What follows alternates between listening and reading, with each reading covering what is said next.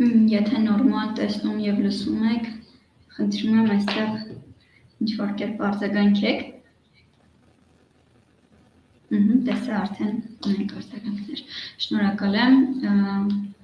Որոշել էինք քույնով սկսել մեր վեբինարը, որ ավելի ինտերակտիվ ու պոզիտիվ տրամադրությունը մեր այսօրվա ապահովեինք։ Ինձ թվում է որոշակիորեն կօգնի մեզ։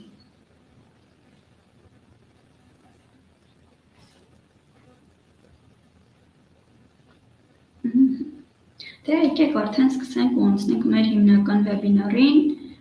Կարծում եմ իմ էկրանը ևս տեսնում եք։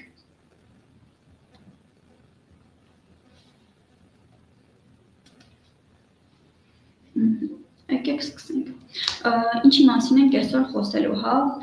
ինչից կարող է բաղկացած լինել ներդրողի պորտֆելը, որպեսզի այս հարցի հիմնական պատասխանը տանք, եկենք նայենք, թե ինչեր ենք այսօր ուսումնասիրելու, Մասնավորապես, առաջին հերթին պետք է հասկանանք, թե շուկայում ինչպիսի ֆինանսական գործիքներ են առկա ու ինչ առանձնահատկություններ ունենք այդ ֆինանսական գործիքները։ Այդ ամեն ինչը հասկանալուց հետո էլ արդեն կգանք այն հարցի պատասխանին, ինչպես հասկանալ, որ գործիք ունենալ հենց։ Դե սկսեցինք, եկեք հիմնական գործիքները, ֆինանսական շուկայի քննարկենք։ Հիմնական մեր գործիքներն են պարտատոմսերը, բաժնետոմսերը, ETF-ները եւ ածենցիալ ֆինանսական գործիքները։ Այսօր կխոսենք առաջին երեքի մասին, ածենցիալները բավականին ավելի ծավալուն է, ձեզ ինֆորմացիայի մասով մեկ օրվա ընթացքում կարծում եմ չարժի այդքան ծանրաբեռնել։ Եկեք սկսենք մեր պարտատոմսերից։ Ինչա պարտատոմսը, Պարտատոմսը կամ եկամտաբերություն ապահովող ֆինանսական գործիք է։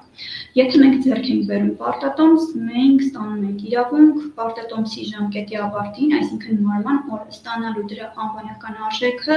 ու նաև արժեքտրոնը։ Ընդ որում արժեքտրոնը միայն վերջում չենք ստանում, ընթացքում ևս ստանում ենք, կախված թե տվյալ թողարկողը ոնց է սահմանել արժեքտրոնի ստացման ձևը։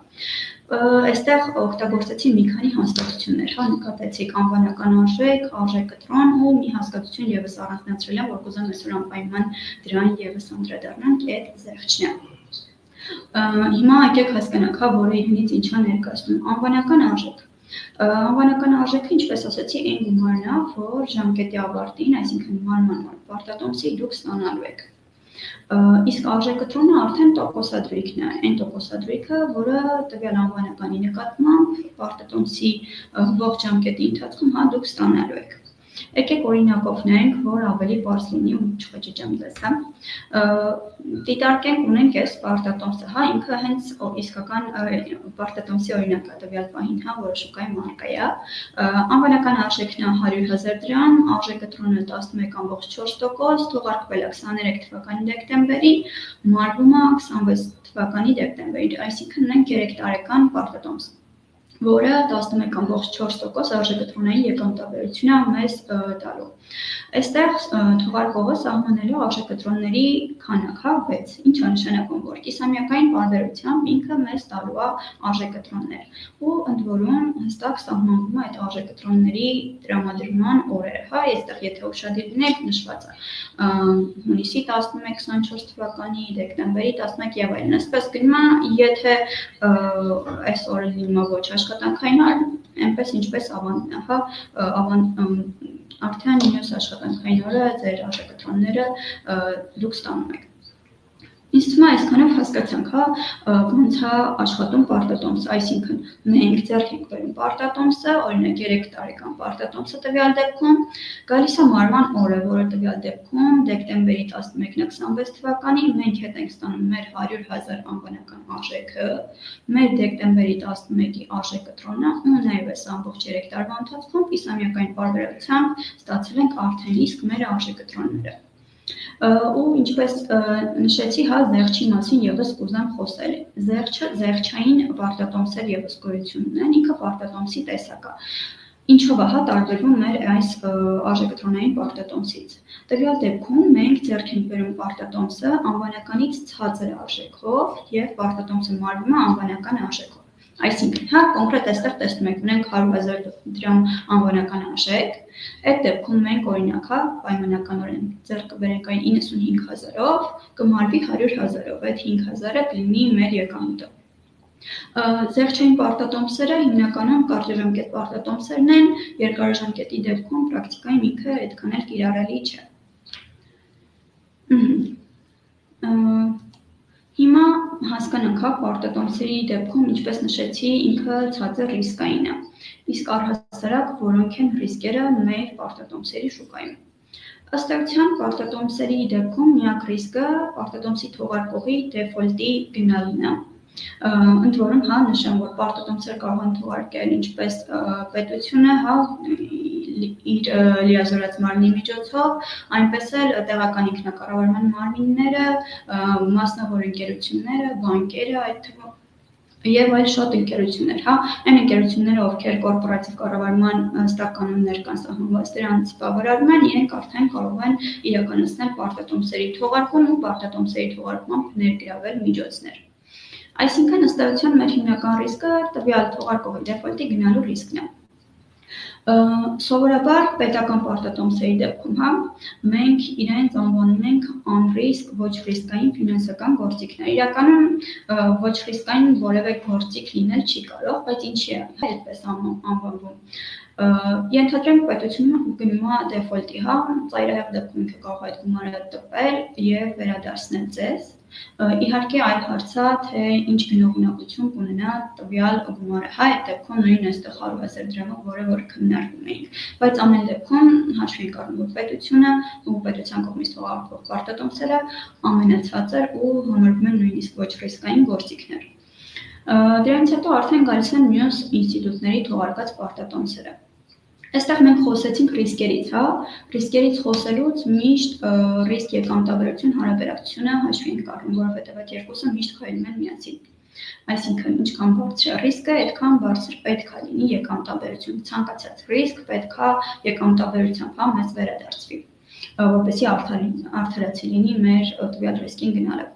Ինչ ենք այս ամեն ինչից գալիս ենք այն եզրահանգման, որ պետական պարտատոմսերի տոկոսադրույքները շատ ավելի ցածր են, քան կորպորատիվ պարտատոմսերինը, ինչը հենց քննարկում էինք, այսինքն տրամաբանորեն այդպես էլ պետք է լինի ու այդպես էլ կա շուկայում։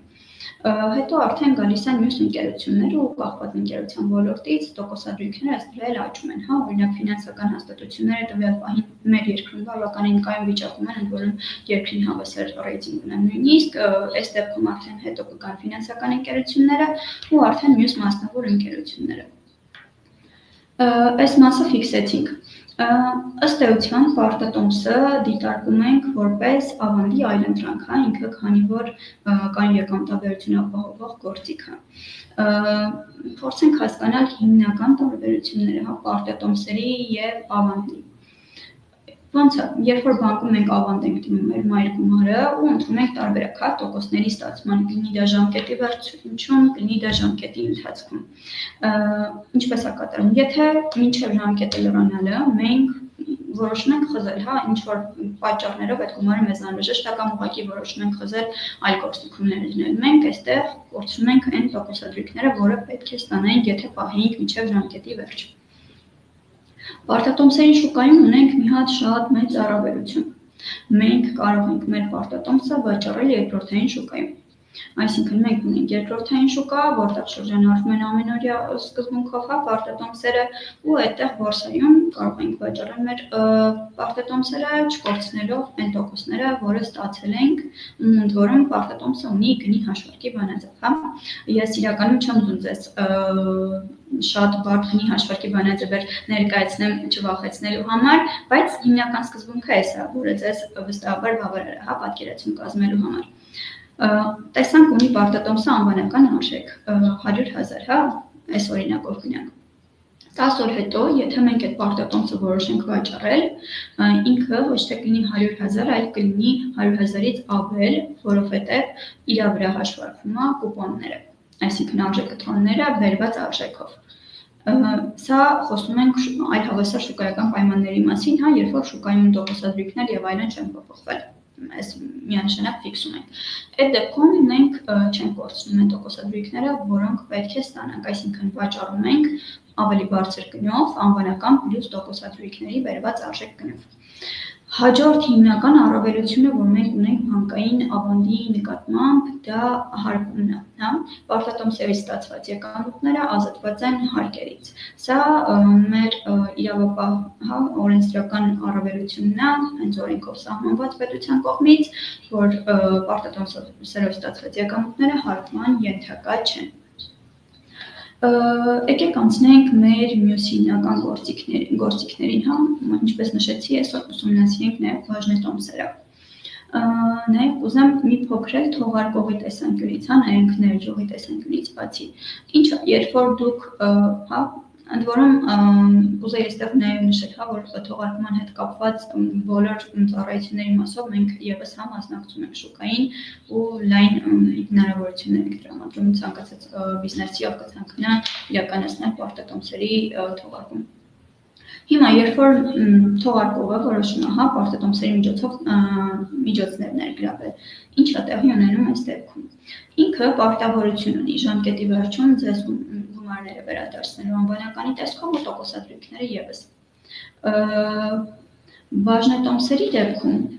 սցենարը այլ է։ Ընկերությունը բաժնետոմսերի միջոցով երբ որ գումարներ է ներգրավում, որևէ պարտավորություն չի ստանձնում ձեր գումարի հետ վերադարձման հետ կապված։ Այսինքն, հա, այս դեպքում դուք բաժնետոմս ձեռք բերելով ստանում եք ընկերության սեփականության իրավունք, ընդ որում ստանում եք իրավունք ստանալու դիվիդենդներ, այսինքն շահաբաժիններ, նաև եկամուտ եք ունենում կապիտալի աճից, այսինքն տվյալ ընկերության թողարկած բաժնետոմսի գնի աճից, որ ավելի պատկերավոր հա լինի ասածս։ Ենթադրենք ունենք ամենահայտնի, հա, եկեք Apple ընկերությունը, ով որոշում է տարեկան մեկ անգամ տալ շահաբաժիններ։ Այդ շահաբաժինը դուք ստանում եք, որովհետև ընկերությունը որոշել է որ տա։ Ու նաև հա ընկերության ենթադրենք արժեթղթերի գինը $150 դառնում է 170։ Այս $20-ն էլ արդեն մեր կապիտալի աճի տեսքով եկամուտն է։ Հասկացանք, այսինքն ինչ ունենք։ Ժողովուրդ ջան, այստեղ հարցեր եմ տեսնում, հարցերին եկեք, որ հիմա խոսքս կիսատ չմնա, վերջում անպայման կանդրադառնանք։ Հիմա եկեք բաժնետոմս պարտատոմս համեմատական բնութագիրը, հա, ընդհանուր հասկանանք։ Ինչպես հասկացանք, բաժնետոմսերի դեպքում մենք ստանում ենք սեփականության իրավունք ընկերության նկատմամբ։ Պարտատոմսերի դեպքում նման բան գոյություն չունի։ Եկամուտի մասով, հա, բաժնետոմսերի դեպքում մենք երաշխավորված եկամուտ ըստ էության չունենք։ Պարտատոմսերի դեպքում ունենք երաշխավորված եկամուտ արժեքտրոնի տեսքով, հա, եթե արժեքտրոնային պարտատոմս ենք ձեռք բերել։ Եկամտի ձևը, հա, պարտատոմսի դեպքում արժեքտրոնը կամ զեղչը, եթե զեղչային պարտատոմս ենք ձեռք բերում, այդ տարբերությունը։ Բաժնետոմսի դեպքում երկու տիպի եկամտի աղբյուր ունենք, հա, մեկը դիվիդենդն է, մյուսը կապիտալի աճը։ Արդարության համար նշեմ, որ միայն դիվիդենդների վրա հույս դնել չի կարելի, ավելի բաժնետոմսերի շուկա գնալու դեպքում մեր հիմնական եկամտի աղբյուրը կապիտալի աճն է լինելու։ Ինչ վերաբերում է ռիսկերին, հա, ռիսկերի մասով դե պարտատոմսերը արդեն քննարկեցինք, որ ցածր ռիսկային են, մինչդեռ բաժնետոմսերը պարտատոմսերի համեմատ բարձր ռիսկային են։ Ու ժամկետների մասով էլ, հա, բաժնետոմսերի դեպքում մարման օր ասված գոյություն չունի, մինչդեռ պարտատոմսերի դեպքում, հա, ժամկետը սահմանափակ է, ժամկետը ավարտվեց, մենք մեր անվանական արժեքը ստանում ենք։ Բաժնետոմսի դեպքում նմանատիպ բանը գոյություն չունի։ Ընդհանուր բնութագիրը ինձ թվում է բաժնետոմսի եւ պարտատոմսի հասկացանք միասին։ Եկեք խոսենք մեր հաջորդ գործիքից, դրանք ETF-ներն են, Exchange Traded Fund, հա, բացվում է ինքը։ Ինչա ինքը իրենից ներկայացնում, ինքը համեմատաբար թվում է թե ավելի բարդ գործիք է, հա, առաջին տեսանկյունից, բայց իրականում դա այդպես չի վստահաբար, ինքը շատ ավելի պրոֆեսիոնալ մոտեցում է, որովհետև հա կան շատ ընկերություններ, ինչ է ֆոնդը, հա, ֆոնդը ակտիվների համախումբ է, այսինքն արդեն իսկ պատրաստի ներդրումային պորտֆել շակերտավոր, հա, կարող ենք ասել, որի մեջ ներդրում իրականացնելով մենք արդեն իսկ այդ պորտֆելի բոլոր արժեթղթերից որոշակի տեսակարգիչով ունենում ենք մեր մոտ, հա, այսինքն շատ ավելի համալիր լուծում է, ընդ որում ինքը ինչով է հարմար, նաև մատչելիության տեսանկյունից, հա, ենթադրենք մենք ուզում ենք ձեռք բերենք մոտ 5 ընկերության արժեթուղթ, որը միասին կազմում է $1000, մենք կարող ենք գտնենք այդ 5 ընկերության արժեթուղթը ներառող ETF, որի արժեքը կլինի ընդամենը $100։ Այսինքն ինքը ներդրողին շատ ավելի հասանելի գործիք է ու պրոֆեսիոնալ մոտեցում է իրանից ըստ էության ենթադրում, քանի որ կան շատ հեղինակավոր ընկերություններ, օրինակ BlackRock Vanguard-ը, որոնց տիրապետության տակ 2 միլիարդից ավել, 2 տրիլիոնից ավել միջոցներ են, այսինքն իրենք մասնագիտացված են այդ ամեն ինչը կառավարելու միջոցով մեջ, մենք ընդհանրապես մեր միջոցները վստահում ենք իրենց եւ իրենց ներդրումային քաղաքականությունը, որը պարզ է, իրենք հրապարակում են օրինակ, որ թղթերում են ներդրումներ իրականացնում կամ ինչ սկզբունքներով են առաջնորդվում։ ETF-ների դեպքում շատ կարևոր հանգամանք նշեմ, որ մեր մոտ առհասարակ ETF-ները շատ տարբեր կարող են լինել, պարտադիր չի ինքը լինի բաժնետոմսերից բաղկացած ETF, կարող է լինի իր պորտֆելում ապրանքանքային ակտիվներ, օրինակ ոսկու հիման վրա ETF, կարող է լինի ինդեքսի հիման վրա, այսինքն ինդեքսում ներառված արժեթղթերը ներառի իր մեջ տվյալ ETF-ը, ու նաև ոլորտային մասով էլ կարող է լինել կան ETF-ներ, որոնք ներառում են օրինակ ամբողջ ամերիկյան շուկան ու կան ETF-ներ, որոնք իրենց մեջ ներառում են օրինակ ամբողջ ամերիկյան շուկան, բայց նաև ավելի մասնագիտացված են օրինակ տեխնոլոգիական ոլորտում։ Այսինքն այստեղ մեր ընտրությունը բավականին լայն է, ուղղակի պետք է ճիշտ գտնել այն ETF-ը, որի մեջ մենք ուզում ենք ներդրում իրականացնենք։ Ենթադրենք ես այս պահին վստահում եմ S&P 500-ին ու ամերիկյան top 500 ընկերություններին, ես ուղղակի ներդրում կիրականացնեմ, օրինակ SPY ETF ունենք, SPY ETF-ի մեջ դրանով արդեն իսկ կհետևեմ S&P Index 500-ի գնի շարժին։ Կամ եթե մտածում եմ, որ ոսկու մեջ արժանարդյուն իրականացնել, ոսկու ETF, նույնը ունենք ընդ որում նաև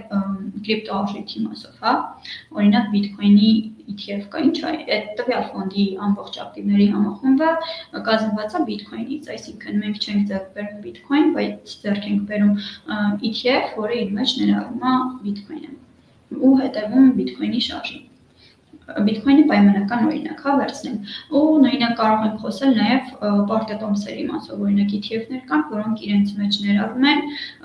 օրինակ ամերիկյան Treasury շուկան, ամերիկյան գանձապետական պարտատոմսերի շուկան։ Ըստ էության ընդ որում գանձապետական պարտատոմսերի ձեռքբերումը բավականին բյուրոկրատական պրոցես է իրականում ու մեծ ծավալային ձեռքբերումներն հիմնական տարածված, քանի որ իրենց տոկոսները բավականին ցածր են, բայց ամեն դեպքում եթե դուք որոշում եք, որ անկախ տոկոսադրույքների ցածր լինելուց ուզում եք այդ շուկա գնաք, դուք ուղղակի ընդհանրապես կարող եք մեկ քայլով ձեր պորտֆելում ներառել տվյալ ETF-ը եւ վերջ։ Իրականում այսօրվա համար ես ուզեմ ամփոփենք այս 3 գործիքներին շատ լավ ուսումնասիրենք, հասկանանք, ըստ դրա էլ արդեն հասկանանք մեր պորտֆելում որը երբ պետք է ներառենք, ինչպես հասկանանք։ Մեր առաջին վեբինարին մենք արդեն խոսել ենք ներդրողի բնութագրից ու թե ինչքան կարևոր է, որ դուք առաջնային սահմանեք, թե դուք ով եք որպես ներդրող, ինչ ռիսկի ախորժակ ունեք, ինչ ներդրումային նպատակներ ունեք, ու ինչ անկետայնությամբ եք ցանկանում շուկա մտնել։ Առաջնային, երբ որ սահմանել ենք մեր ներդրողի բնութագիրը, մեր ռիսկի ախորժակը, մեր նպատակը, արդեն մենք պատկերացում ունենալով թե շուկային ինչ գործիքներ կան, ըստ դրա մեր պորտֆելը կառուցում ենք։ Մասնավորապես, եթե մենք պորտֆել ենք կառուցում, բնական է, մեր պորտֆելի որոշակի մասը ուզում ենք ներդնենք կայուն եկամտաբերությամբ գործիքներում։ Այդ կարող է լինի պարտատոմսերի շուկան, թե տեղական, թե միջազգային, տեղականի մասով եկամտաբերությունը միանշանակ շատ ավելի բարձր է։ Ենթադրենք մենք ավելի պահպանողական ենք, այդ տոկոսը ոչ թե կլինի 10-20%, այլ կլինի օրինակ 75% պարտատոմսերի շուկայում ներդրումները։ Եթե մենք ավելի ռիսկային ենք ու ուզում ենք, ավելի բարձր եկամտաբերության ենք ձգտում, ավելի բարձր ռիսկի դեպքում, այս դեպքում արդեն մենք կգնանք բաժնետոմսերի շուկա, որը պետք է միանշանակ լավ ուսումնասիրել ու այստեղ շատ կարևոր է նաև ընկերության առանձնահատկությունը, տվյալ բաժնետոմսի գինը ինչպես հասկանանք, կաճի, թե քիչնի։ Իհարկե կա շուկայական ֆակտորը, ամբողջ շուկայում ընդհանուր ինչ է տեղի ունենում, նույն օրինակ ֆունդամենտալ վերլուծությունը, օրինակ այս վերջերս վստահ եմ շուկաներում նկատած կլինեք, աժոտաժը Թրամփի հայտարարություններով պայմանավորված։ Այս դեպքում այդ շուկայական ռիսկը նույնն է բոլորի համար, որովհետև իր հայտարարություններից կախված ամբողջ շուկան է տատանվում։ Այսինքն այդ շուկայական ռիսկը պետք է հաշվի առնենք։ Դրանից զատ, հա, օրինակ պետք է հաշվի առնենք, ենթադրենք, հա, առողջապահության ոլորտը, որը COVID-ի ընթացքում տեսանք, հա, բավականին ակտիվ էր եւ այլն, բայց այս պահին էլ որոշակի process-ներ ա գնում, որովհետեւ կասկածներ կան, որ շատ ավելի շատ գումարներ են ծախսվել, քան պետք է ծախսվեն ու աուդիտ եւ այլնի կազմակերպումը իրենից ենթադրում։ Այսինքն մենք պետք է տվյալ ոլորտի առանձնահատկությունը հստակ ֆիքսենք։ Գնում ենք առողջապահության ոլորտ, գնում ենք տեխնոլոգիական ոլորտ, ու այս պահին վստահ եմ բոլորդ էլ լսում եք, հա, անդադ արհեստական բանականության մասին, ու դրանով պայմանավորված էլ, հա, հենց արհեստական բանականության թղթերում եւս ակտիվություն միանշանակ ավելի ակտիվ է այդ մասը։ Էլի եմ ասում, միանշանակ հաշվի առնելով ընդհանուր շուկայական պայմանները, որոնք նույնն են բոլոր շուկայի մասնակիցների համար։ Այս ամեն ինչը եկեք մի հատ ամփոփենք, հա, այսօր մենք ինչ ուսումնասիրեցինք՝ պարտատոմսերը, բաժնետոմսերը եւ ETF-ները։ Եկանք այն եզրանկմանը, որ մենք ունենք ամենացածը ռիսկային գործիք որպես պարտատոմսերին, ու եթե մենք կային եկամտաբերության ենք ձգտում ու ավելի պասիվ ռիսկային, հա, ռազմավարություն ունենք, մեր պորտֆելում ներառում ենք միանշանակ պարտատոմսերը ու ավելի մեծ ծավալով։ Ինչ հասկացանք, հա, որ բաժնետոմսերի շուկայում ունենք, բաժնետոմսերի դեպքում մենք ունենք կապիտալի հավելաճի տեսքով եկամուտի ստացման իրավունք, որը ըստ էության բավականին մեծ եկամտաբերություն է իրենից ենթադրում, հա։ Մենք նախորդ վեբինարի ընթացքում նայեցինք օրինակներ, հա, կրկնապատկվել էր որտեղ, հա, մոտ 5 տարվա ընթացքում որոշակի բաժնետոմսեր նայեցինք դրանց գները, ու նայել ենք այն ամենախոշորները, այսինքն ոչ թե սպეციფიկ ինչ-որ մանր վենչուրային ընկերություններ, այլ հիմնական շուկայի մեծ կապիտալիզացիա ունեցող ընկերությունների։ Այսինքն այստեղ բարձր ռիսկ, բարձր եկամտաբերություն ունենք, հա, պարտատոմսերի մասով էլ, հա, եկեք ամփոփենք, որ ոչ միայն պետականի մասին ենք խոսում, նաև կորպորատիվների մասին ենք խոսում։ Ընդ որում, տեսեք, կապ չունի թե թողարկողը ով է, ենթադրենք, հա, X բանկն է թողարկել տվյալ պարտատոմսը, պարտադիր չի գնալ X բանկ, որպեսզի այդ պարտատոմսը ձեռք բերեք։ Դուք ցանկացած ներդրումային պրոֆեսիոնալ ֆինանսական ընկերության միջոցով կարող եք այդ գնումը իրականացնել։ Ընդ որում հիմնականում պայմանները նույնն են, նույնիսկ ավելի լավ է։ Պետք է շուկան ուսումնասիրել այդ տեսանկյունից եւս, հա, որ հասկանա, որ ընկերության միջոցով այդ գնումը իրականացնել, ինչը բավականին հեշտ է։ Ու ուսումնասիրեցինք նաեւ ETF-ների շուկան։ ETF-ներ պատրաստ լինեն այն պորտֆելներ, ավելի պրոֆեսիոնալ մոտեցում, որը այս պահին վստահաբար շուկայում առկա մոտեցումներից եթե ոչ ամենալավը լավագույնների մեջ է, հա, եթե որոշում ենք գնալ բաժնետոմսերի շուկան, ինքը մեզ հնարավորություն է տալիս քիչ միջոցներով ավելի լայն գործարքներ իրականացնելու, հա, այսինքն շուկայի ոչ թե մի տեսակի բաժնետոմս ձեռք բերելու, այլ մի քանի նույն միջոցներով։ Ընդ որում այստեղ դիվերսիֆիկացիան, որի մասին մենք մեր նախորդ վեբինարի ընթացքում խոսել ենք, պահպանում ենք ETF ձեռք բերելով։ Իհարկե կախված թե որ ETF-ը, հա, եթե օրինակ գնում ենք ոսկու ETF, որի 100%-ը ոսկին է, այստեղ դիվերսիֆիկացիայի մասին խոսք գնալ չի կարող լինել։ Մի քանի ինֆորմացիա ձեզ կուզեմ նաև տալ, նաև թե ինչպես գտնել, հա, ինֆորմացիա օրինակ պարտատոմսերի մասով կամ բաժնետոմսերի։ Մեր բորսայի կայքը AMX.am է։ Խորհուրդ կտամ մի փոքր ուսումնասիրել, այնտեղ շատ համալիր ինֆորմացիա կա շուկայի մարկա պարտատոմսերի մասին, թե պետականի մասին է խոսքը գնում, թե կորպորատիվ, այսինքն թե գների մասին, թե տոկոսադրույքների մասին, խորհուրդ կտամ ուսումնասիրել, որպեսզի շուկան ավելի լավ պատկերացնենք։ Իսկ արդեն ETF-ներն ու բաժնետոմսերը, հա, բաժնետոմսերը իրականում նկատի ունեմ դրսի շուկան, մեզ մոտ Հայաստանում պետական պարտատոմսերի ու կորպորատիվ պարտատոմսերի շուկան շատ լավ զարգացած է, բայց բաժնետոմսերի շուկայի մասով կապվում ենք։ Իհարկե պետք է բոլորս էլ մեր հերթին, հա, քայլեր ձեռնարկենք, որպեսզի այդ շուկան եւս կայացնենք, բայց այս դեպքում ես բաժնետոմսեր ասելով ամեն դեպքում նկատի ունեմ դրսի շուկան։ Ինֆորմացիայի աղբյուրները արդեն մեզ բոլորից հայտնի, հա, չգիտեմ, կարող եք նույն Bloomberg-ը դիտարկել, նույն Investing-ը դիտարկել, Yahoo Finance-ը եւ այլն։ Իրենք բոլորն էլ ձեզ արժանահավատ տեղեկատվություն կտան ու բավարար ինֆորմացիա, նաեւ հա, օրինակ մեր տերմինալում եւս, եթե ETF եք ձեռք բերում, ուզում եք հասկանալ այդ ETF-ի պորտֆելում ինչ հիմնական ակտիվներ կան, այդ ամեն ինչը հասանելի է տերմինալում եւս, այսինքն լրացուցիչ որևէ կայք մուտք գործել ինֆորմացիան ստանալու համար կարիք չի լինելու։ Ընդ որում դիվիդենդային քաղաքականության մասին եւս հա, թե երբ է դիվիդենդ տվել վերջերս կամ երբ է պատրաստվում տալ, եթե այդ ինֆորմացիան հրապարակված է, որտեղ ընկերությունը հրապարակում է նորեն, հա, մարդիկ իմանում որ տվյալ ընկերությունը պատրաստվում է դիվիդենդ տալ։ Այս մասով ինֆորմացիան համալիր կերպով մեր տերմինալում եւս ներկայացված է։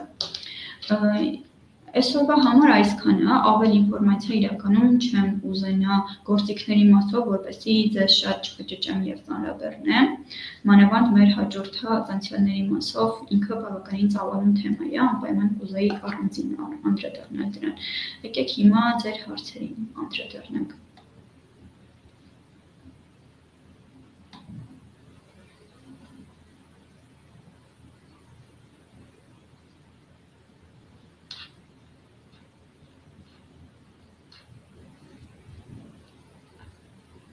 Այստեղ հարց ունենք, եթե պարտատոմսը app-ով դնում ենք վաճառքի, հնարավոր է չվաճառվի։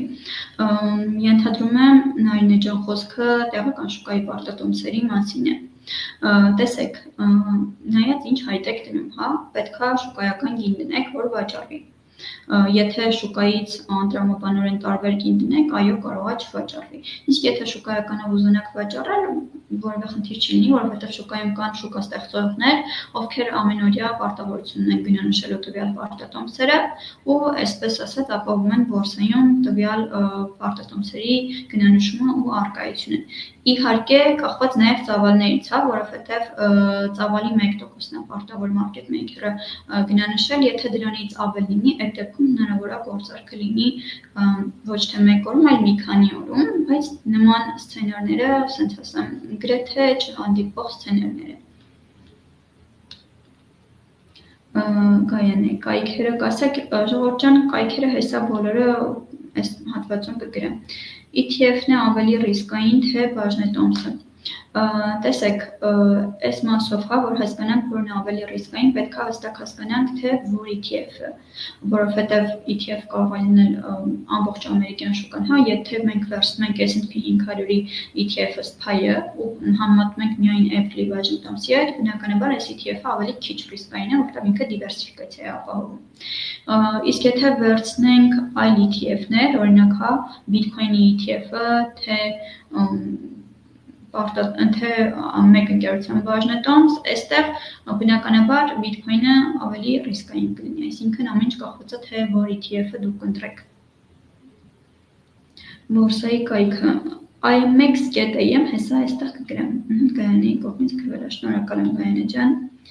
Այսինքն վաճառքի գինը վաճառողն է որոշում, չէ ժողովուրդ ջան, այստեղ սենց ասեմ, հստակ բորսայի կանոններ կան, որին պետք է market maker-ը համապատասխանի ու ինքը իր գլխից ուղղակի գին որոշել վաճառքի չի կարող, հա։ Մտեք նայեք բորսայի կայքում նաև կա շուկայի գները առքի ու վաճառքի։ Կտեսնեք, որ իրենց տարբերությունը այդքան մեծ չի,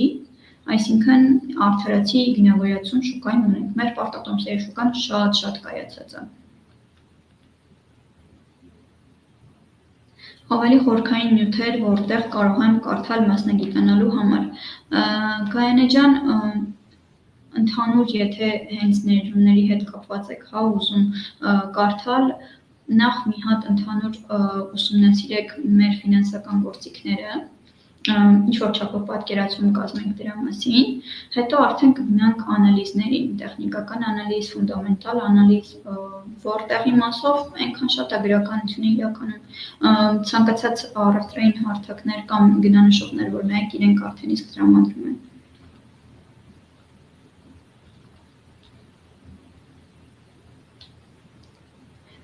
Նարինե ջան, այստեղ տեսեք, շուկայում երկու հայտի տարբերակ կա, ես երևի մի քիչ ավելի մանրամասնեմ, հա, լիմիտային եւ շուկայական լիմիտայինը դուք ասում եք, ես ուզում եմ վաճառել X գնով, Եթե այդ X գինը շուկայական օրինակ հա շուկայում վաճառվում է 101-ով, դուք ասում եք ես ուզում եմ վաճառել 130-ով։ Բնական է այդ գործարքը չի լինի, որովհետև ինքը արդարացի գին չի։ Նկատի ունեմ շուկայական գնով, որ ասեք, արդեն բնականաբար լինելու է գործարքը։ Ինչու են բաժնետոմսերը ավելի ռիսկային։ Բաժնետոմսերը ավելի ռիսկային են, որովհետև տվյալ ընկերության հենց ռիսկն է, այսինքն թե ինչպես տվյալ ընկերությունը իր գործունեությունը կկազմակերպի, իր ռազմավարությունը ինչպիսին կլինի, այսինքն ինքը ինքնուրույն է որոշում այդ ամեն ինչը, զուտ այդ ամեն ինչը վերապահված է հենց իրեն, հաշվի առնելով շուկայական այլ գործոնները միանշանակ։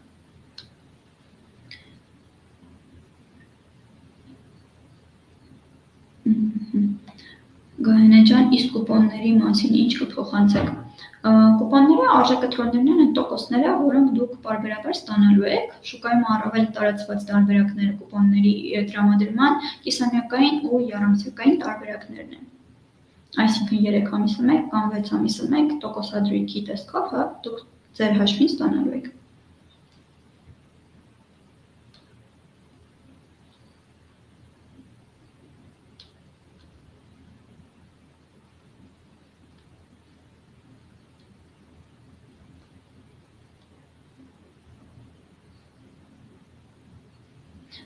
Նայնի կողմից 100.1 է շուկայական արժեքը, եթե հենց այդ գնով դնեմ վաճառքի հնարավոր է չվաճառի։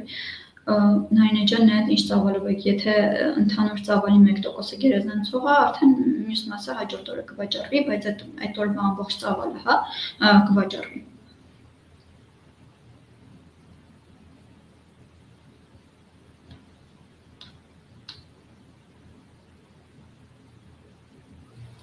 Արդյոք այն հանգամանքը, որ մեզ մոտ բաժնետոմսերի շուկան քիչ զարգացած է, կարող է որոշակի դժվարություններ ստեղծել ներդրողի համար։ Տեսեք, եթե ցանկանում եք ներդրում իրականացնել մեր տեղական բաժնետոմսերի շուկայում, կան հա մի քանի բաժնետոմսեր ամեն դեպքում մեր տեղական շուկայում, նույն բանկերի կողմից թողարկված եւ այլն։ Այստեղ նայեք գնագոյացումը ինչքան է վայելում, հա, արդյոք առաջարկի ու պահանջարկի գները իրար մոտ են, թե ոչ։ Ամեն դեպքում դժվարություն ներդրողի տեսանկյունից ստեղծվում այնքանով, որ երկրորդային շուկան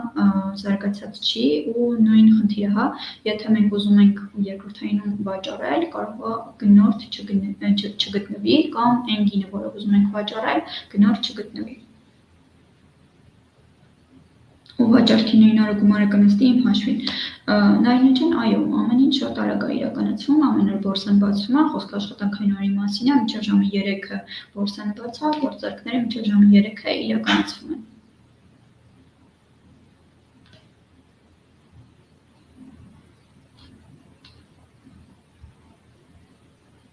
Ունեք էջ, որ վարում եք, հետևեմ։ Տեսեք, մեր Կուբինվեստի էջերին կարող եք հետևել, այնտեղ ևս թե ինֆորմատիվ, թե այլ բնույթի նորություններ լինում են, ընդ որում տելեգրամյան ալիք ևս ունենք, լինքը ձեզ կուղարկենք անպայման։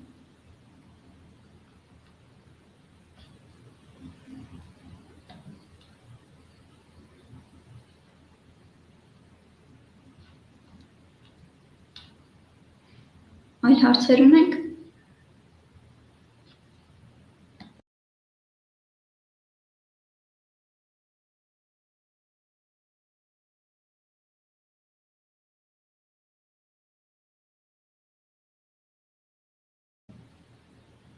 Այստեղ տեսնում եմ, որ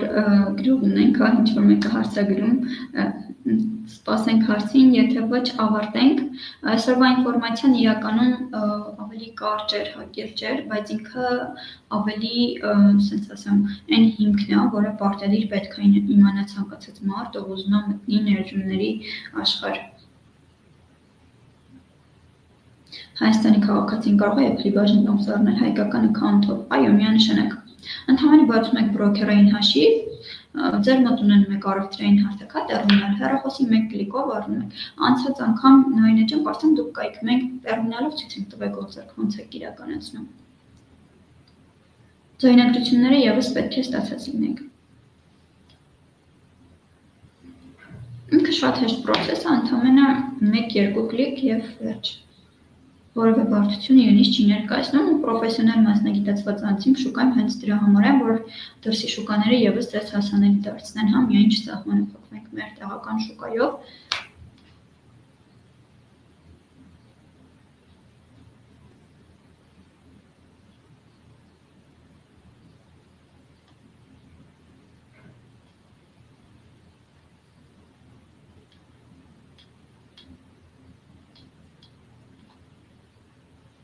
Շատ լավ։ Ես էլ եմ շնորհակալ շատ ուշադրության ու միանալու համար, ինֆորմացիան ամբողջացրեք ձեր իսկ համար, հա, ձայնագրությունը անպայման կուղարկենք ձեզ ևս մեկ անգամ ձայնագրությունը խորհուրդ կտամ անպայման դիտել, որ այս ինֆորմացիան, այսպես ասած, շատ լավ նստի, հա, որովհետև ինքը հիմքն է, որը պարտադիր պետք է իմանալ ու մինիմալ ծավալով, հա, մինիմալ ծավալով ինֆորմացիան ամեն դեպքում ես փորձում եմ ձեզ հասցնել, որպեսզի բարդ չթվա ու ավելի հեշտ լինի ձեզ համար, ամեն դեպքում շատ շնորհակալ եմ միանալու ու հետաքրքրության համար ու մանավանդ կրկնակի հաճելի է, որ նույն մարդիկ նորից միանում են։ Վերջ, այսօրվա համար այսքանը, շնորհակալ եմ, հաջողություն։